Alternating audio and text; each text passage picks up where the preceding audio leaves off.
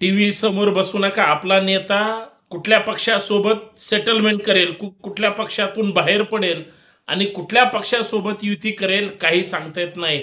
धडकी भरवणारा निर्णय कदाचित नेता घेतो की काय असं कार्यकर्त्याच्या मनात चाललं. दुसऱ्या बाजूला पक्षाच्या उमेदवाऱ्या आता जाहीर होऊ लागल्या. इच्छुकांची एका मतदारसंघात एक डझनची यादी आहे आणि एवढे इच्छुक असून सुद्धा जे पहिल्यापासूनच उमेदवारी घेऊन रगड पैसा कमवलेला आहे, अशांनाच पैशावाल्यांनाच पक्ष उमेदवारी देतोय. त्याच्यामुळे कार्यकर्ते नाराज आहेत आणि कार्यकर्त्यांना खुश करण्यासाठी नेते मात्र महामंडळ किंवा राज्यमंत्री दर्जा अशी बोळवण करतायत. दुसऱ्या बाजूला विरोधकांमध्ये मात्र चलबिचल वातावरण सुरू आहे.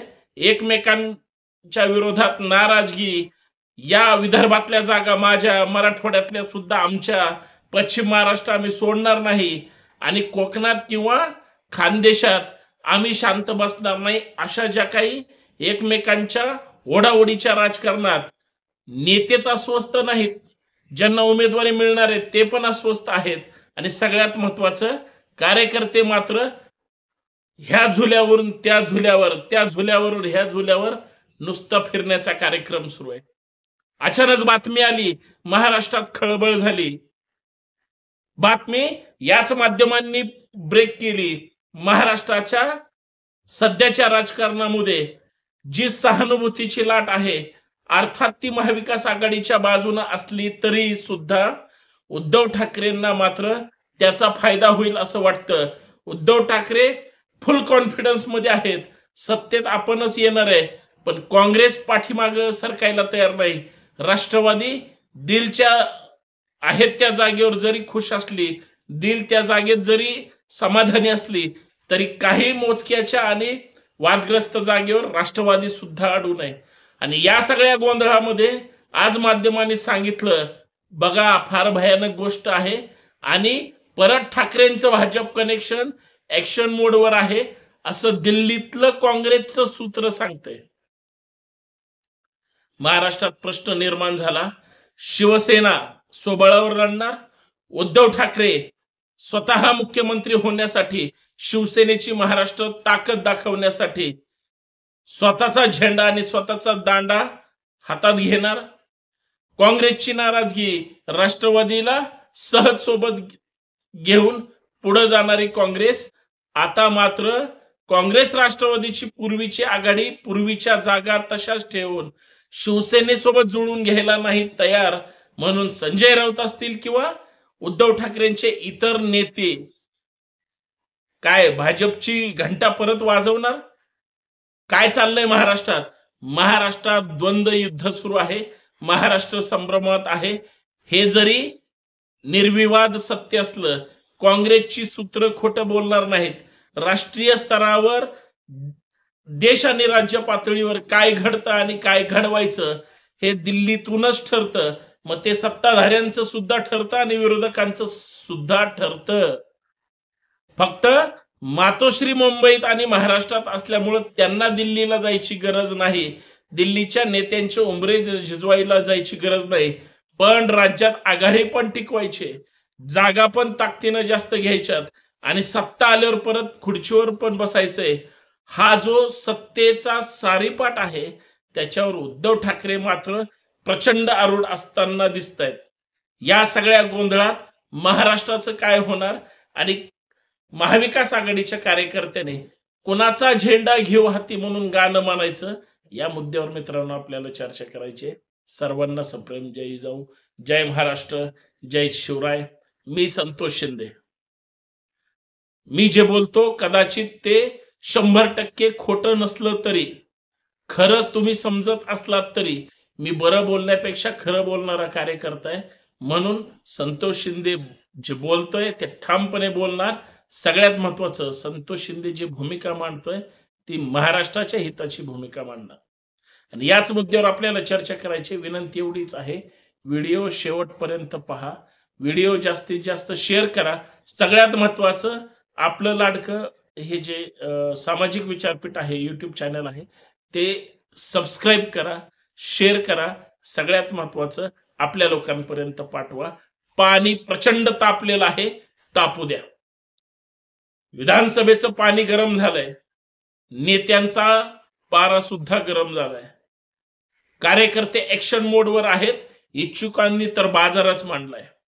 ज्या ज्या पक्षाचे मातब्बर नेते आहेत, महाराष्ट्रात शिंदे फडणवीस पवारांची सत्ता असल्यामुळं शिंदेचा वर्षा बंगला हा इच्छुकांसाठी आणि नाराज लोकांसाठी सध्या हेडक्वार्टर आहे, तक्रार निवारण केंद्र झालंय. तर राज्याचे दुसरे उपमुख्यमंत्री देवेंद्र फडणवीस यांचा सागर बांगला सुद्धा आता कार्यकर्त्यांना आधार केंद्र वाटायला लागलंय. प्रश्न सुटत नाही. उमेदवारी द्या म्हणलं तर दिल्या नाहीत. 99 लोकांची यादी जाहीर केली, काही जणांना रिपीट केलं. लोक त्या मतदारसंघातले नाराज आहेत. जर आत्ताची टर्म त्यांनी सत्ता उपभोगली, काम झिरो केलेलं आहे आणि 15-15 जर विरोधी इच्छुक उमेदवार त्यांच्या विरोधात असतील, अख्खा मतदारसंघ नाराज असेल, तर त्यालाच का उमेदवारी दिली म्हणून वर्षा बंगल्यावर त्या ठिकाणी गळे काढले जात आहेत. तर तिकडं अजित पवार मात्र आज यादी जाहीर करायची ह्या म्हणजे इच्छेपोटी एबी फॉर्म सुद्धा वाटून बसलेत. जे विद्यमान आमदार आहेत त्यांना, विद्यमान आमदारांना घरी बसवण्याची ताकद भाजप शिवाय दुसऱ्यात कुणावर नाही. कारण 15-16 आमदारांना वेटिंगवर ठेवण्याचं काम फक्त आणि फक्त भाजपने केलंय. भाजप काय करू शकतं उभ्या महाराष्ट्राला माहितीये. सत्तांतर आणि महाविकास आघाडीची सत्ता घालून देवेंद्र फडणवीसांनी आणि शहासाहेबांनी ज्या पद्धतीचं राजकारण केले, प्रत्येक जण म्हणतोय हे काहीही करू शकतात.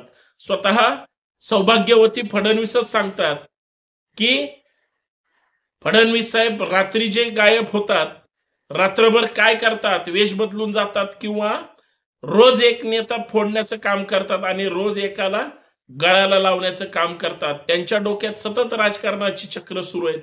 म्हणून तर महाराष्ट्राचं राजकारण हल्लंय. प्रस्थापित देशाच्या नेत्याला सुद्धा महाराष्ट्रात गाम फोडण्याचं काम त्याच फडणवीसांनी केलंय. त्याच फडणवीसांनी अजून एक गेम साध्य केलाय, त्याच्यावर आपल्याला चर्चा करायची. खरंच ती गोष्ट खरं असेल का? संजय राऊतांचं आणि अमित शहा साहेबांचं बोलणं झालं असेल का? फोनवर झालंय बोलणं, अशी चर्चा सुरू आहे. तर मग उद्धव ठाकरे स्वतंत्र 288 जागा लढवणार का? जर उद्धव ठाकरे आणि त्यांची शिवसेना 288 जागा 100% लढणार असेल, तर मग ते काँग्रेसला सोबत घेणार नाही किंवा शरद पवारांना सोबत घेणार नाही किंवा ह्यांचं म्युच्युअल अंडरस्टँडिंग असेल. मग शिवसेनेसोबत असणाऱ्या संभाजी ब्रिगेडनं ज्या काही 25 जागा मागितल्यात, मग 288 मध्ये संभाजी ब्रिगेडचा सुद्धा उद्धव ठाकरे सन्मान करणार का? त्यांना 25 जागा देणार की अजून 1-2 कमी जागा देतील किंवा जास्त जागा देतील, पण इथे टिकून ठेवतील? कारण उद्याचा महाराष्ट्र भगवा त्यांचा, आमचा, तुमचा, सगळ्यांचा एक जरी असला तरी दांडा विचाराचा असणं गरजेचं आहे. दांडा ह्या महाराष्ट्राला खरंच विकासाच्या दृष्टीने घेऊन जाणारा असेल तर तो फायदेशीर असेल. म्हणून जर उद्धव ठाकरेंचा स्वबळाचा नारा असेल तर शिवसेनेला चांगले दिवस येतील का? आणि शिवसेनेला कदाचित असं वाटतंय, अशी कुजबूज आहे मंत्रालय ते दिल्ली आणि व्हाया संपूर्ण महाराष्ट्र, की उद्याच्या विधानसभेच्या निवडणुकीमध्ये जास्तीत जास्त सहानुभूतीचा फायदा जर राष्ट्रवादीनं अर्थात शरद पवारांनी आणि काँग्रेसनी उठवला, तर मग शिवसेनेचं नुकसान होईल. मग शिवसेनेनी स्वतःच्या आयडेंटिटीवर स्वतःच जर सगळ्या जागा लढवल्या तर काय होईल? म्हणून याची चक्र परत दिल्लीतून फिरलेले आहेत, अशी कुजबूज सध्या सुरू आहे. माध्यमांमध्ये सुरू आहे, तुमच्या माझ्या बोलणाऱ्या लोकांमध्ये सुरू आहे, उर्वरित महाराष्ट्रामध्ये सुरू आहे. खरं काय खोटं काय याची कोणीच खात्री देऊ शकत नाही. ना माध्यम खात्री देतात, ना तुम्ही आम्ही देतो. आपण तर बरं बोलण्यापेक्षा खरं बोलण्यावर चर्चा करतो. जर महाराष्ट्र या जातीवादी किंवा महागाई, बेरोजगारीतून, सगळ्या अडचणीतून, संकटातून आणि या सत्ताधाऱ्यांच्या हातातून काढून घ्यायचं असेल, सध्या एकी हेच बळ आहे. एकत्र आल्याशिवाय उद्धव ठाकरे परत सत्तेत बसू शकणार नाहीत, शरद पवार परत सत्तेत बसू शकणार नाहीत, राहुल गांधींना म्हणा, पटोले बाळासाहेब थोरातांपर्यंत कोणीही सत्तेत बसू शकणार नाही जर ह्यांनी सगळे एकत्र मिळून लढले नाहीत तर. सगळ्यात महत्वाचं जे हरियाणात झालं ते महाराष्ट्रात होऊ द्यायचं नसेल. महाराष्ट्र तर हरियाणाच काय, युपी, बिहारी, दिल्लीपेक्षा फार मोठा आणि सक्षम आहे, वैचारिक, सामाजिक आणि बौद्धिक दृष्ट्या सुद्धा. जर लोकांनी विश्वास दिला आणि लोकांचा विश्वास पटला तर सध्याचं सरकार सुद्धा पडण्याची ताकद आणि विरोधक सत्तेवर येण्याची हिंमत ह्या महाराष्ट्राच्या मतदारांच्या मनगटात आणि बोटात सुद्धा आहे, कारण मतं ते देणार आहेत. पण या सगळ्या गोंधळामध्ये अस्वस्थ ठाकरे का वाटतात, अस्वस्थ पटोले का वाटतात, अस्वस्थ पवार का वाटतात, का लोकांमध्ये असा संभ्रम निर्माण केला जातोय मीडिया आणि त्यांच्या पक्षातून? काँग्रेसमध्ये एवढी हिंमत कुठून आली स्वबळावर लढण्याची? काँग्रेस दुसऱ्याचं समजून घ्यायला तयार नाही का? काँग्रेस स्वतःचाच शत्रू असल्यामुळं स्वतःच्याच पायावर स्वतः दगड मारून घेणार आहे. कुठंतरी एका क्षणाला थांबलं पाहिजे, सेटलमेंट केली पाहिजे, एकत्र आलं पाहिजे आणि महाराष्ट्र ताब्यात घेतला पाहिजे.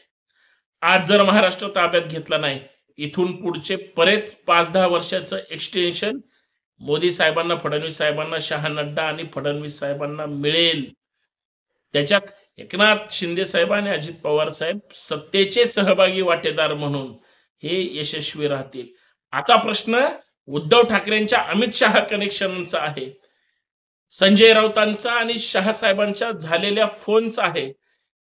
हे काँग्रेसवाले सांगतात की होय, हे कदाचित ह्यांचं बोलणं झालंय, हे जागा वाटपासाठी आहे, स्वतंत्र लढण्यासाठी आहे, काँग्रेसला सत्तेत येऊ द्यायचं नाही याच्यासाठी आहे का महाराष्ट्रात बदल होण्यासाठी तुम्ही सक्षमपणे लढा, लोक तुमच्या पाठीशी राहतील असा स्वतःचा ठाकरेंचा निर्णय आहे. या निर्णयातून महाराष्ट्राचं काय भलं होणार असा जर प्रश्न शोधला, तुम्ही 5 मिनिटं विचार करा, परत कमेंट करून मला सांगा की महाराष्ट्रामध्ये एकत्र येऊन केलेली लढाईच तुम्हाला विजयाच्या वाटेनं घेऊन जाईल. तुम्ही वैयक्तिक लढाईला गेलात, वैयक्तिक लढाई खेळलात तर तुमचा पराभव अटळ आहे, तुमचा पराभव यासाठी सुद्धा अटळ आहे. तिकडं मात्र 3 पक्षाचं जुगाड इतकं परफेक्ट बसवलंय, सत्तेमध्ये राहणारी लोक आहेत, हजारो करोडो रुपये पाण्यासारखे वाहतील आणि मग ते सत्तेमध्ये येतील आणि तुम्हाला कात्रजचा घाट दाखवला जाईल. असंच होईल का कसं होईल? स्वतंत्र लढतील का एकत्र येतील? हा उद्याचा 8 दिवसाचा काळच सांगेल. एवढंच या माध्यमातून सांगता येईल. पण मतदार म्हणतात लढेंगे और जीतेंगे. धन्यवाद.